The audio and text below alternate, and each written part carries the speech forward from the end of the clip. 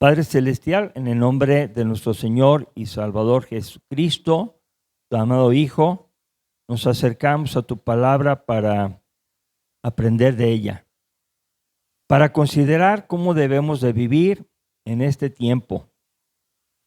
Señor, te suplicamos que tu Espíritu Santo nos guíe al conocimiento de la verdad que vamos a leer y seas tú quien nos dé así el querer como el hacer, como lo has prometido, para que nuestra vida se transforme y te agrademos en todo. En el nombre de Jesús te lo suplicamos y te damos gracias.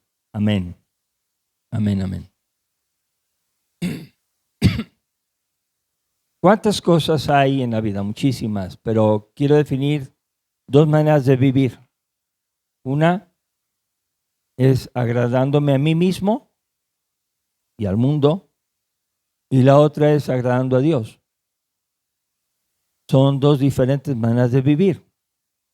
Y cuando hablamos de eso, entonces tenemos que darnos cuenta que tenemos una tendencia humana egoísta, que quiere decir al ego, que quiere decir a mí mismo. Entonces, nos queremos ver bien, nos queremos sentir bien, queremos hacer cosas bien, queremos según nuestros pensamientos. Y cuando uno está en Cristo, cuando uno ya acepta a Cristo, está uno renunciando a su egoísmo y está uno diciendo: Señor, manda en mi vida. Jesús, yo quiero que tú seas mi Señor y mi Salvador personal, que mandes. Y de ahí ya se establece una lucha entre lo que queremos ser y lo que somos. Es una lucha. Porque pues Pablo lo decía: pues yo quiero hacer las cosas bien, pero no puedo, por mi carne se opone. Con el Espíritu anhelo hacer las cosas bien, pero esa lucha no es para condenarnos, es una lucha para vivir cada día y hacer su voluntad. Y el apóstol Pablo, recuerdan ustedes que él tenía una actitud muy celoso de Dios, pero en su celo estaba bien equivocado. Y él en su celo perseguía a la iglesia y si podía, conseguía cartas de los principales sacerdotes y las autoridades para que fueran encarcelados y daba su voto para que fueran muertos. Ese era el estilo de él.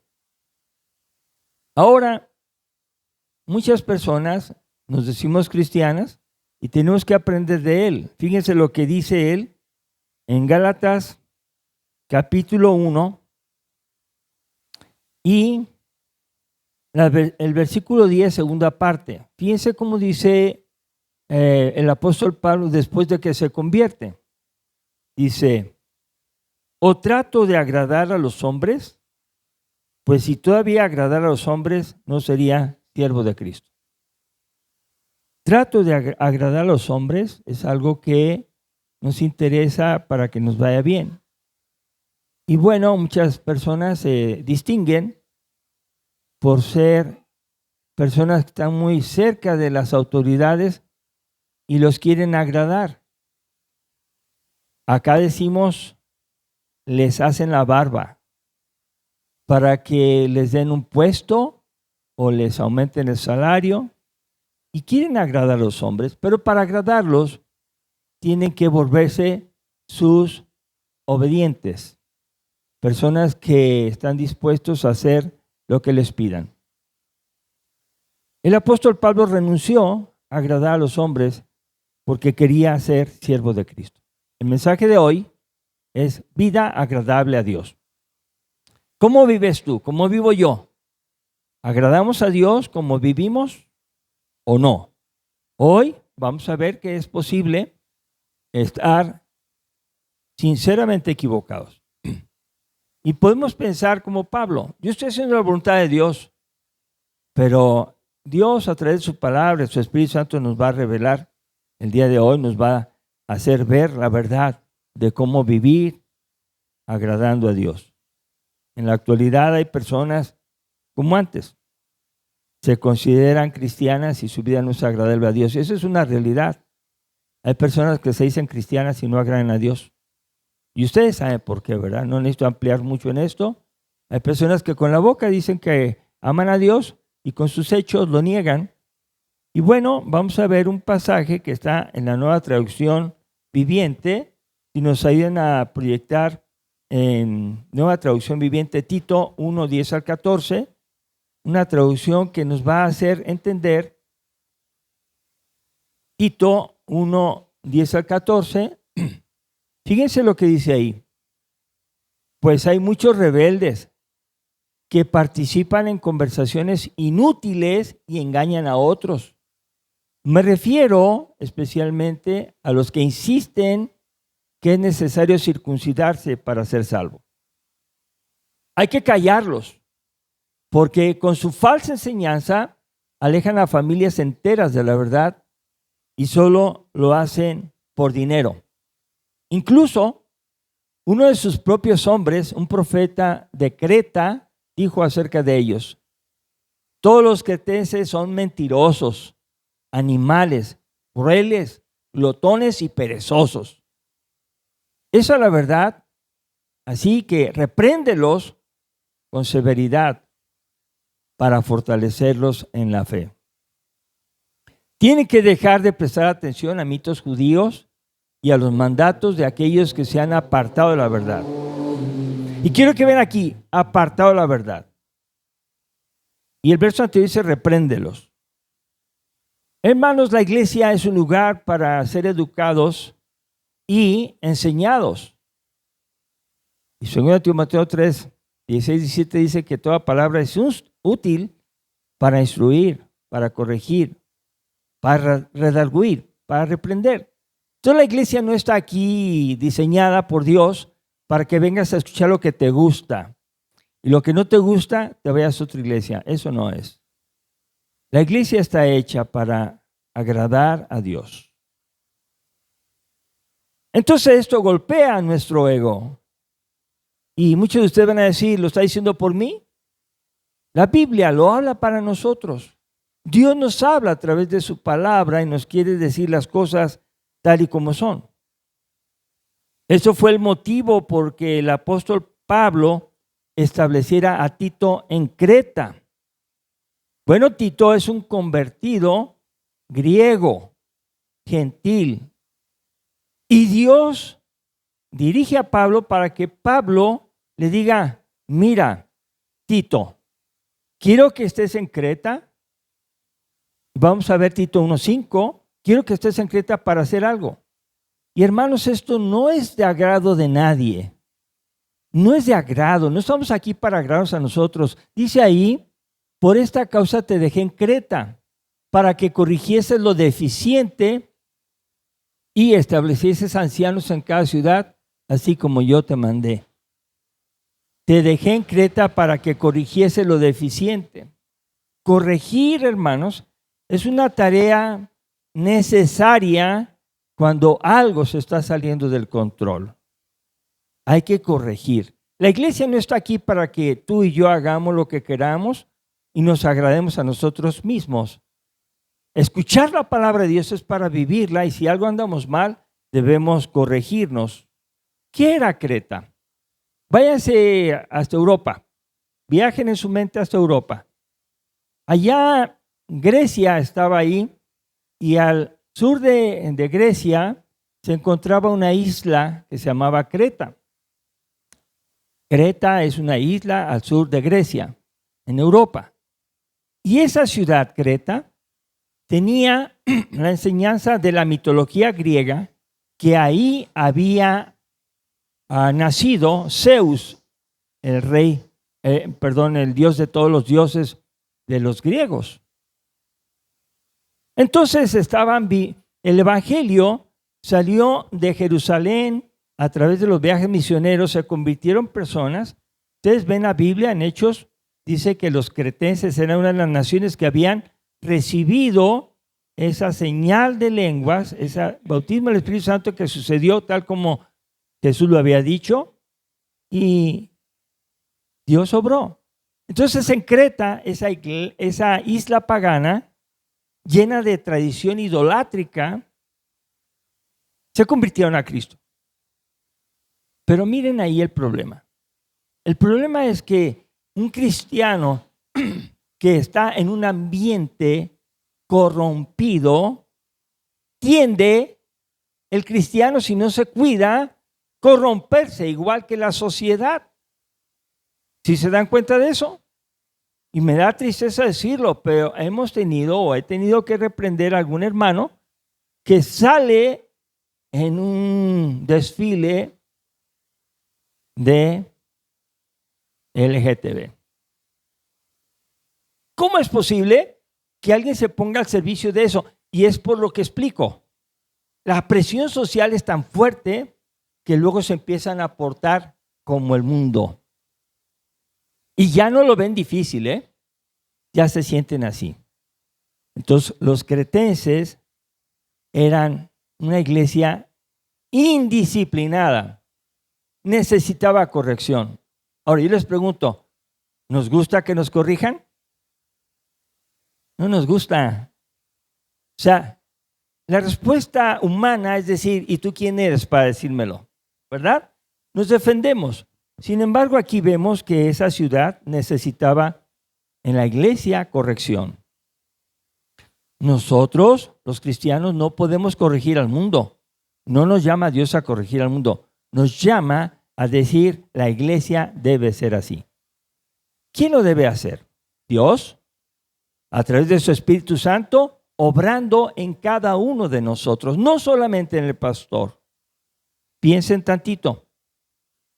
Una vez que nosotros tenemos el Espíritu Santo, cuando hemos creído, Él nos da su vida en nosotros y entonces la ley de la palabra, la ley de gracia, Jesús dice, si tu hermano pecare contra ti, ve tú y él solos hablen y dile para que él se arrepienta.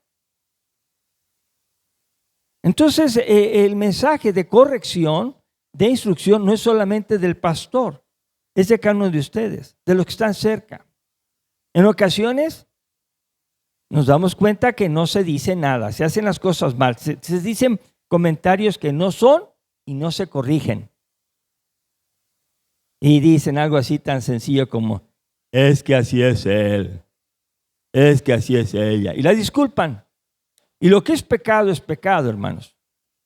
Por eso el trabajo de Tito era corregir una iglesia que estaba, ahorita vamos a ver, lo mismo uno de sus profetas, dice, los cretenses son mentirosos, glotones y algo más que no me acuerdo.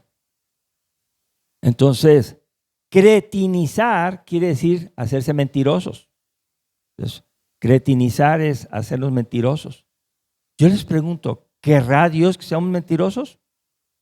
No, pero el mundo sí. El mundo sí enseña cosas como el que no tranza, no avanza, miente. Y eso es una cosa que tenemos que reconocer, vivir agradando a Dios.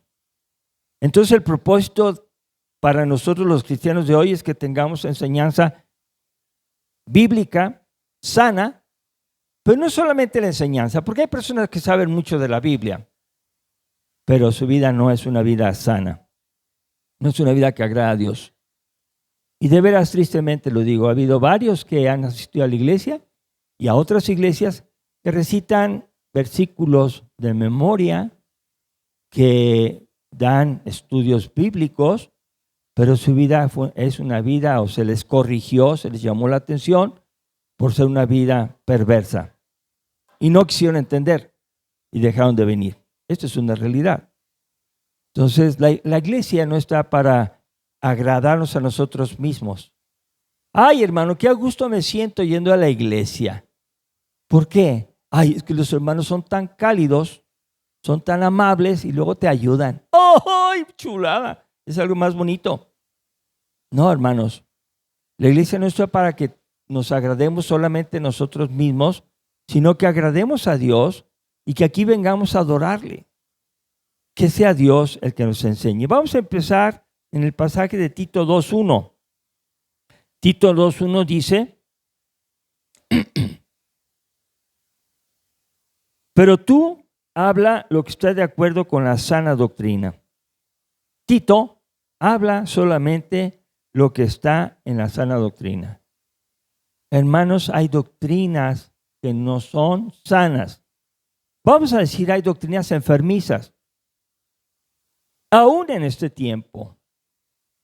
Y tienen seguidores y tienen predicadores y se mueven de una manera que atraen a las personas.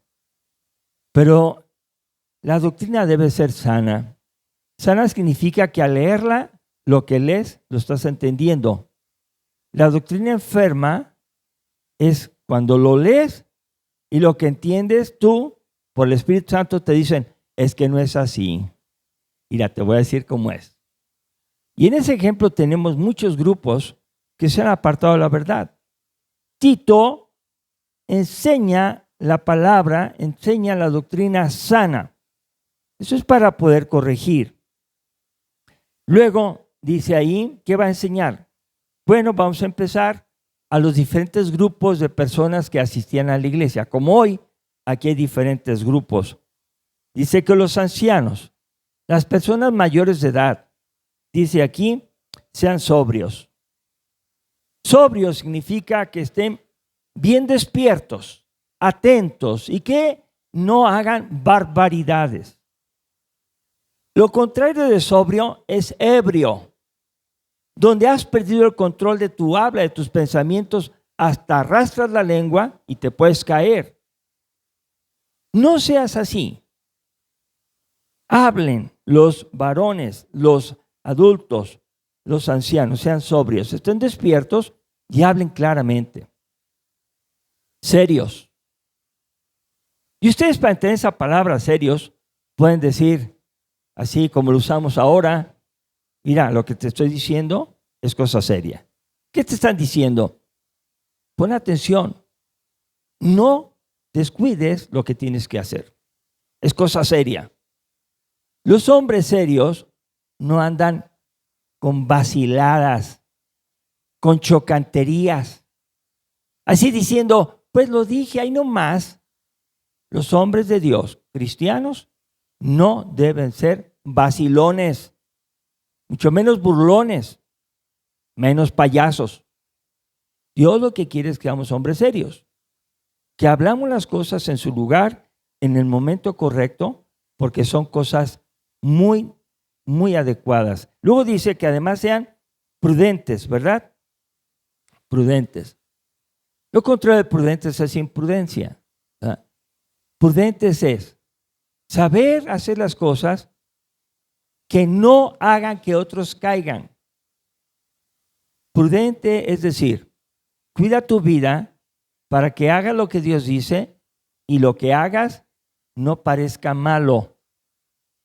Haz lo que Dios dice. Si a las personas no les gusta, eso no pasa nada. Pero imprudente es aquel que llega y ataca a personas y habla mucho. Decimos ahora, le da de bibliazos. No, eso Dios no quiere. Lo que Dios quiere es que seas prudente. En el momento oportuno, hables la verdad. Haz las cosas correctamente. Ancianos, sean prudentes, no imprudentes. Luego dice también, en ese verso 2, sanos en la fe. Bueno, para ser sanos en la fe, primero tienen que tener la fe. Segundo, tienen que leer la Biblia. Y tercero, al expresar su fe, tiene que ser de manera bíblica sana. Es muy diferente agarrar un versículo de aquí, el otro versículo de acá y otro de más acá, y digo, con esos 3 versículos hago una doctrina completa y la tienen que seguir. ¿Y qué dice toda la Biblia? Toda la Biblia no dice eso. Pero entonces aquí podemos ver que no son sanos en la fe. Los que ponen una doctrina y la enseñan a la iglesia basada solamente en 3 o 4 versículos de la Biblia, ignoran todo lo que dice la Biblia. Eso es ser enfermo en la fe. Y tenía que enseñarlo Tito. También ustedes sean ancianos, personas en el amor dispuestos a servir. El amor, hermanos, lo pueden definir ustedes en 1 Corintios 13, y el amor verdadero, el amor de Dios, todo lo sufre, todo lo espera, todo lo cree. El amor de Dios no lleva ventaja alguna. El amor de Dios es esforzado. Hay muchas personas que dicen que aman a Dios y que tienen su amor, pero no pueden dar a otra persona. No pueden, no soportan. Se les hace muy pesado. Los ancianos tienen que ser también llenos de paciencia. Nos falta, hay que pedirle a Dios y Dios nos la da porque es el fruto del Espíritu, una de las características. Ahora vamos con las mujeres grandes de edad. En la iglesia hay mujeres grandes de edad ya. Dice, sean reverentes en su porte. Quiere decir que su presencia sea de tal manera que digan, qué bien por esta mujer sabia. Esta mujer sabe portar el evangelio en toda su decencia, todo su decoro. Aunque no lo crean, si lo creen, yo creo que sí lo saben, hay mujeres que no tienen esta característica de ser reverentes en su porte. Son mujeres que ya teniendo mucha edad, se visten como si fueran muchachas. Eso no es todo. Asistían a la iglesia de Creta y se sentían bien. Cuando Tito llega a ese lugar, tiene que corregir eso. Mujeres, vístanse como agrada a Dios. No te agrades a ti misma. Y hay personas que gastan mucho dinero en su vestido porque, pues imagínense todo lo que pasa con el paso del tiempo. Ahora, hermanos, no es el vestido exterior lo que solamente Dios mira. Dios mira lo que hay en el corazón de la persona, sea hombre, sea mujer. Entonces, hay mujeres que pueden venir vestidas de manera muy reverentes, pero su corazón es malvado. Y ahí están viendo a ver a quién engañan o enganchan. Bueno, ya vemos de las mujeres que también dice aquí, no sean calumniadoras. La palabra calumnia tiene que ver con pasa una mentira más adelante. Calumnia. ¿Y qué es la palabra más correcta ahora? La que se oye menos feo se llama chismosa. No sean mujeres chismosas. Las mujeres chismosas son las clásicas que saben decir, te voy a contar esto, pero no se lo digas a nadie. Si se lo dices a alguien, no, eso no se hace. Y la mujer dice, sí, cuéntamelo. Primero, ahí deberían cortar. Si hay algo que no debo de hablar, ni me lo cuentes. A mí no me cuentes cosas que no me estás poniendo un candado. Pero si quieres que no hable algo, mejor ni me lo cuentes. No lo voy a hablar ni quiero saberlo. Pero hay mujeres chismosas que escuchan de principio a fin y luego le meten su interpretación y luego ya van y con otra mujer o inclusive con un hombre y van y le cuentan esto. ¿Y cómo se hizo la cosa? No queda ahí, porque se encuentra otra mujer que también es igual, ¿verdad? Calumniadora. Y al ratito, esto trae un problema muy serio. No permitas eso en las mujeres. Corrígelas. No esclavas del vino. Bueno, quiere decir que les gustaba tomar y eran esclavas, ¿verdad? Tomaban vino, se emborrachaban. Fíjense, toda la sociedad cómo había metido a la iglesia las costumbres. Luego dice, las maestras deben de ser maestras del bien, las ancianas deben ser maestras del bien. Quiere decir que las mujeres tienen que ser quienes enseñen cosas buenas. Y una mujer debería estar en la iglesia diciendo, ¿quién vino que puedo enseñarle el mensaje de Dios? ¿Quién vino que le puedo saludar y decir, me da gusto que estés aquí? ¿Quién vino que yo le pueda decir lo que Cristo hizo en mi vida a otra mujer? Y la mujer diga, pues es la primera vez que vengo y me da mucho gusto que me preguntes. Maestras del bien. Que enseñen, siendo maestras, a las mujeres jóvenes a amar a sus maridos y a sus hijos. Las mujeres jóvenes tienen que aprender a amar a sus maridos.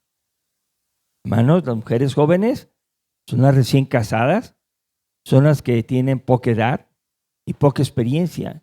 Y las mujeres maduras tienen que enseñarles. Eso es una tarea. No es solamente venir y sentarse. Es venir y decir, ¿qué mujer joven hay aquí? ¿Quién te está enseñando? Mira, ¿verdad? Veo que ni le haces caso a tu marido. Ahí lo dejas parado. Y luego aparte lo descreditas. Una mujer que es así debe ser enseñada por otra mujer, pero que tenga madurez, que tenga la experiencia con Dios para decirle cómo hacer las cosas. Por eso hay mujeres en la iglesia que se acercan a otra mujer y le dicen, yo le pido que usted considere esto que está haciendo, mire, que le agrada a Dios. Y la persona joven dice, es que yo no sabía, nadie me había dicho. Pues mira, aquí dice la Biblia, gracias, lo agradecen y cambian su actitud. Entonces, llevamos ancianos, llevamos también a mujeres jóvenes y vamos a continuar. Dice el verso 5 que las mujeres jóvenes sean prudentes igual que los hombres, castas,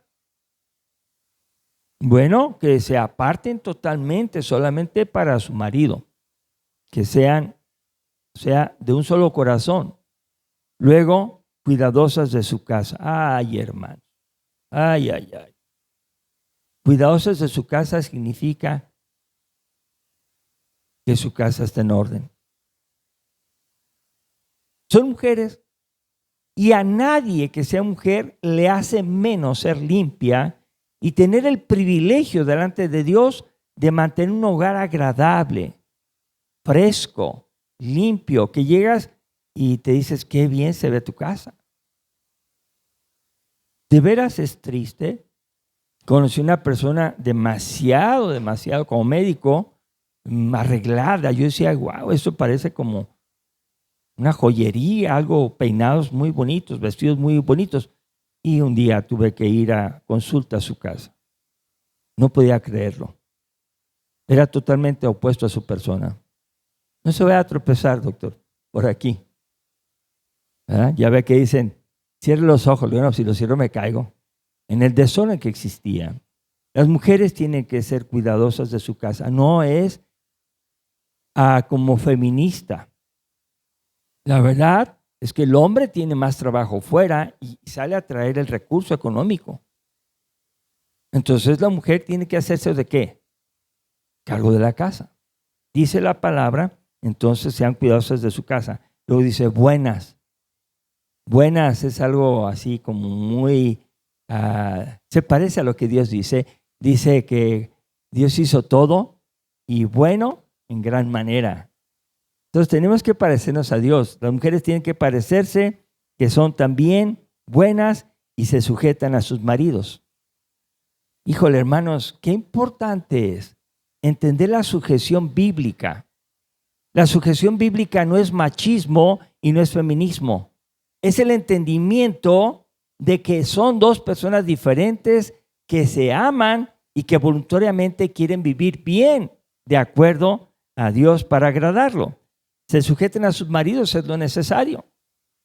¿Cuáles son las mujeres que no se sujetan a su marido? Llega el marido y le dice, mira, ya tenemos que pagar esta deuda. ¿De qué? Pues de esto.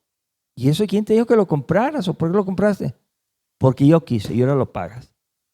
Espérate. Así no son las cosas. Sí son. Caray. Una mujer que ordena el hogar es una mujer que está fuera de la voluntad de Dios y no agrada a Dios. Que tomen el acuerdo juntos, que platiquen y que revisen sus finanzas y que tomen la decisión juntos está bien. Pero que una mujer llegue y le diga, ahora esto y el otro. Ustedes saben historias también de la destrucción de familias enteras porque no se respetó al marido. Luego dice, para que la palabra de Dios no sea blasfemada. Entonces el efecto de una persona que no se porta bien, que no hace las cosas agradando a Dios, miren, dice aquí que la palabra es blasfemada. Y lo dicen así. En nuestro medio dicen, ¿y yo ser cristiano para ser como esa persona? ¿Qué dicen? No, nada. Les ofende. Hermano, no estamos para agradar a la gente. pero tenemos que hacer las cosas como la Biblia lo está exhortando ahorita. También a los jóvenes, verso 6, asimismo a los jóvenes que sean, ¿cómo? Prudentes. Entonces, ancianos prudentes, ancianas prudentes, jóvenes prudentes. Entonces, ¿qué hay en la iglesia? Prudencia. Así de fácil, prudencia. Dice, verso 7, le dice a Tito, tú debes de presentarte en todo como ejemplo de buenas obras, en la enseñanza, mostrando integridad y seriedad. Tito, la mejor forma de enseñar es con tu conducta, es con tus hechos. Tú no vas a llegar a decir, hermanos, ¿por qué llegan tarde?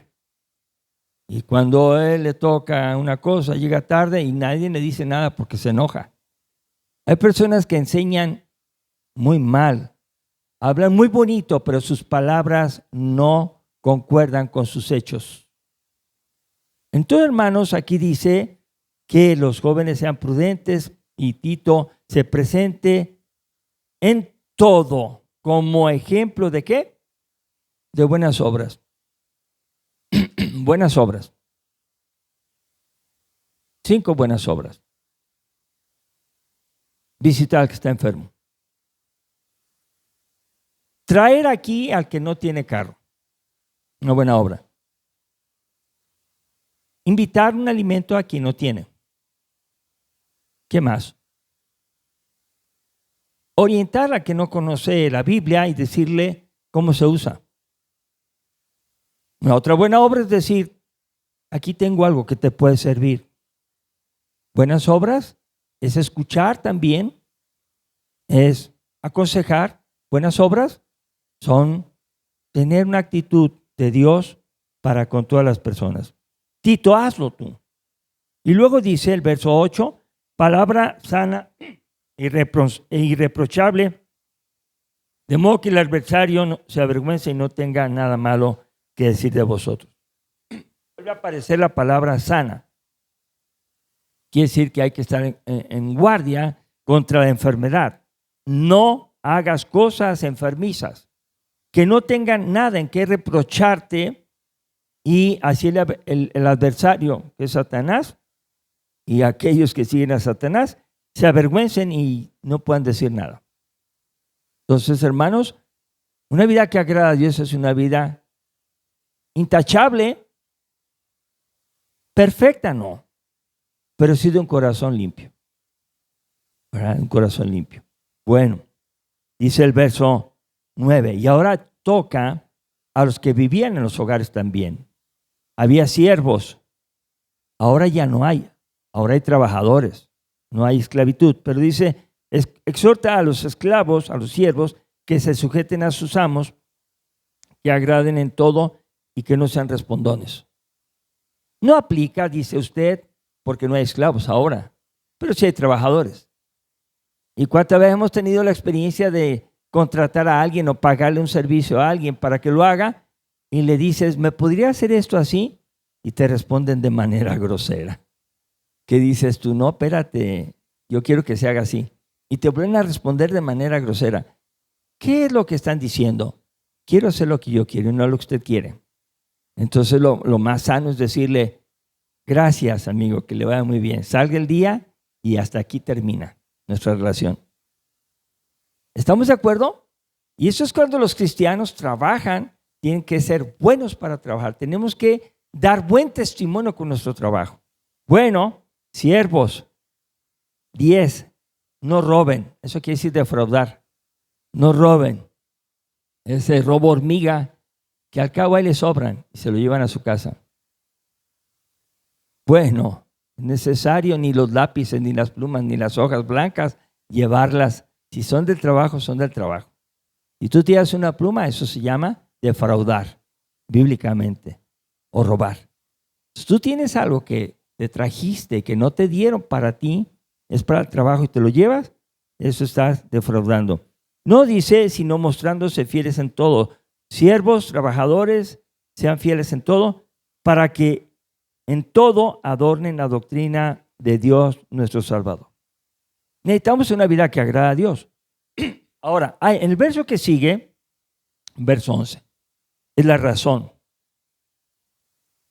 principal. Si esto no les llega al corazón, no les produce una emoción de obediencia, necesitan arrepentirse y convertirse, ¿verdad? Porque dice ahí en el verso número 11, porque la gracia del Señor se ha manifestado para salvación a todos los hombres. La gracia de Dios. A ver, vamos a hablar de esa palabra gracia. Es un regalo inmerecido, es algo que Dios otorga sin que lo merezcamos. La gracia de Dios es algo que Él da. Nosotros no tenemos, ni la merecemos por cuanto todos hemos pecado y todos hemos sido expulsados de tener comunión con Dios. Entonces dice aquí, la gracia de Dios se ha manifestado para salvación. El propósito de la gracia de Dios es para salvar. Sí, salvar. ¿Quién quiere condenar? El diablo quiere que te equivoques y Dios te condene. Pero fíjense lo que dice. Salvación, por favor, ¿a quién? ¿A quién, hermanos? Ahí dice la Biblia. ¿A quién? ¿A cuántos? Cuando dice todos, ¿alguien que se puede quedar fuera? ¿Todo significa otra cosa? No. Ahí dice la Biblia, la salvación a todos los hombres. Obviamente la palabra hombre significa también mujer, a toda la humanidad, a todo el ser humano.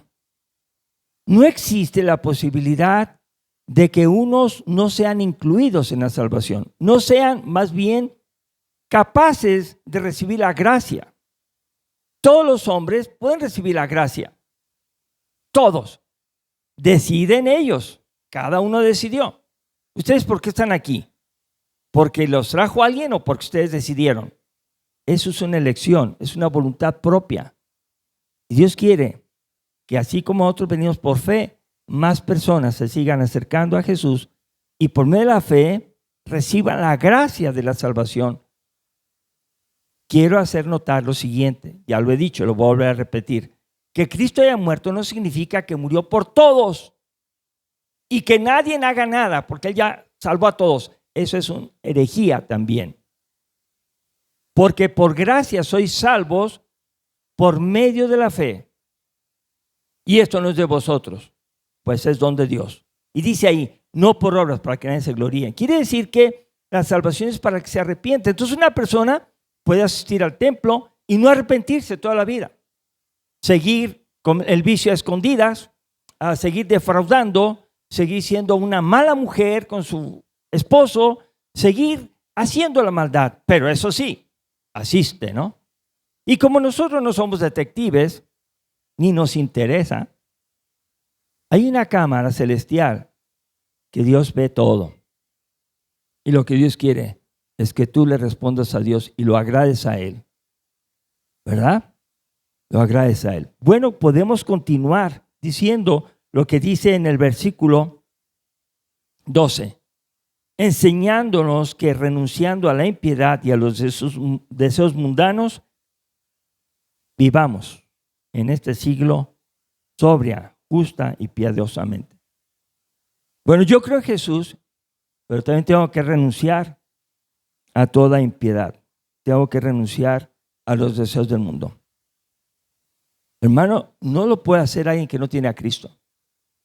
No lo puede hacer. Cada uno de ustedes tiene que, en su casa, en su trabajo, en donde viaje, con quien esté, tiene que renunciar a los malos pensamientos, a las malas palabras, a oír lo que no deben. Tiene que renunciar a eso. ¿Vamos bien?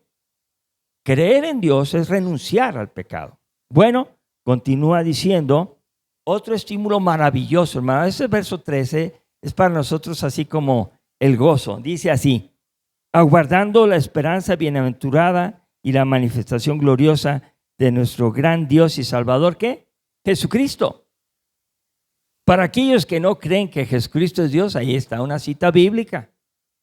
Fíjense lo que dice. Ahí claramente. Estamos esperando la bienaventurada y la manifestación, el regreso de nuestro Señor y Salvador Jesucristo. ¿Está bien? Vamos bien. Y luego, ¿qué hizo Jesús?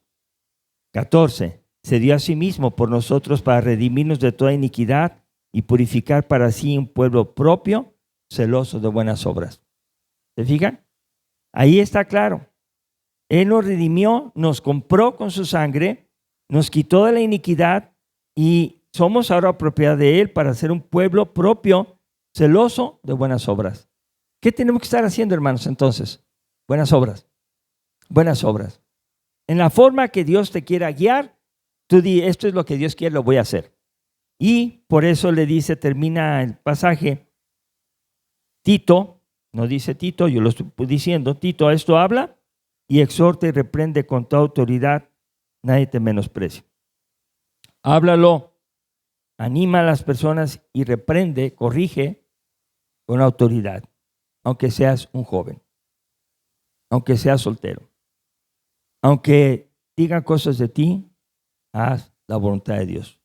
Enseña cómo es la vida agradable a Dios. Amén. Entonces, hermanos, unos a otros tenemos que ayudarnos orando y hablando unos a otros y diciendo, haz lo bueno. Si esto les corrige y les lastima, véanlo de parte de Dios. Es por tu bien, es por mi bien. Vamos a ponernos de pie, vamos a orar. Dios, te damos gracias por tu palabra, porque lo que tú quieres es bueno para nosotros.